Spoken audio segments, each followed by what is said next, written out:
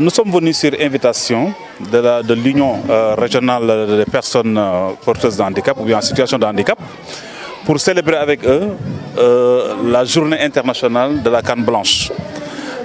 Évidemment, cela n'a été pour nous qu'un prétexte, mais nous avons voulu profiter de cette célébration-là afin de procéder en même temps au lancement officiel ou bien à l'ouverture officielle de la classe inclusive que nous avons installée à l'école Lieutenant Aline Badara Diallo dans le cadre du projet d'éducation inclusive que nous développons avec un tournant très important de notre institut, le tournant où nous voulons progressivement entamer le processus qui nous fait guider l'éducation spéciale pour nous engager dans l'éducation inclusive.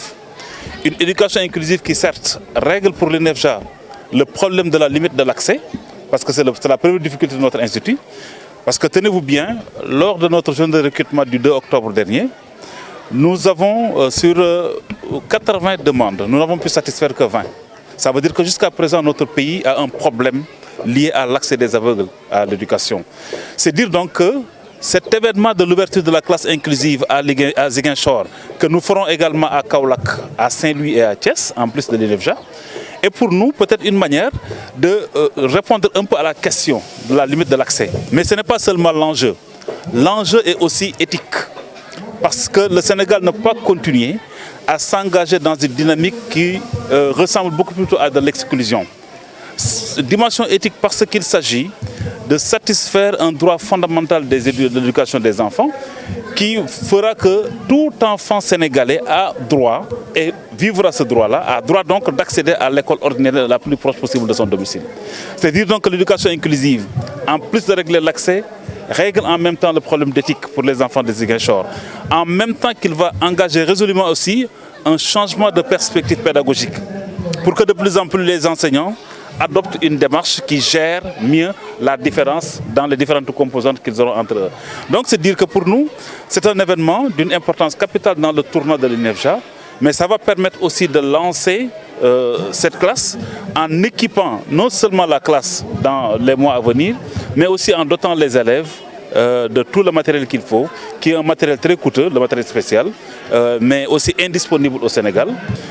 Maintenant en perspective, c'est vrai que cette année nous allons démarrer à Ziguinchor, grâce bien sûr à la générosité du CGE, qui nous a permis de démarrer avec une classe ici dans l'école. Mais dès 2019, déjà le financement est en place, nous allons construire ici un modèle de classe, le même modèle que nous avons construit à Saint-Louis et à Kaolack, qui sera une classe uniquement réservée à la transition des élèves-là vers l'éducation inclusive. L'équipement déjà sera mis en place en 2018, avant décembre. Mais dès 2019, la classe sera construite. Ce que nous voulons à terme, c'est que ici l'école devienne un mini-INEFJA. C'est-à-dire tous les problèmes liés à l'éducation des aveugles, qu'il s'agisse des primo-arrivants, c'est-à-dire les enfants tout juste en âge scolaire, qu'il s'agisse aussi des grands commençants, ça veut dire les élèves qui ont été rattrapés par la cécité à un certain moment de leur scolarité. Tout ça, tous ces cas pourront être réglés au niveau de cette école grâce quand même à la formation dont nous ferons bénéficier l'équipe pédagogique et tout l'entourage. Donc voilà en gros l'enjeu de cette visite-là, les perspectives et les orientations aussi qui sont liées à tout ce que nous envisageons de faire avec Ziguinchor dans les 5 ans à venir parce que c'est entre 2017 et 2021. C'est de leur permettre d'avoir accès à une éducation de qualité malgré leur handicap.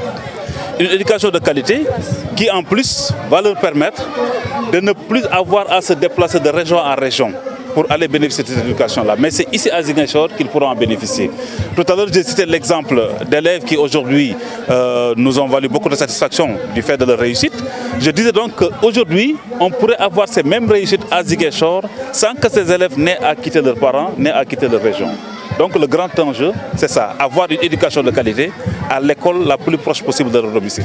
Mais en tout cas, ça tourne autour de 400 millions à 500 millions de nos francs qui vont permettre non seulement d'équiper, parce qu'il faudra construire les classes, les équiper aussi de matériel adapté, d'imprimantes ou bien de ce qu'on appelle les embosseuses braille, doter annuellement les enfants de tout le dispositif dont ils ont besoin pour aller à l'école, mais aussi de pouvoir financer la formation des enseignants à l'avenir.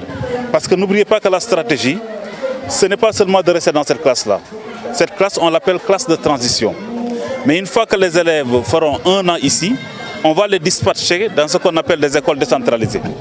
Donc on va choisir à Ziguinchor 3 autres écoles qui seront les plus proches possibles des domiciles et qui vont accueillir ces élèves-là.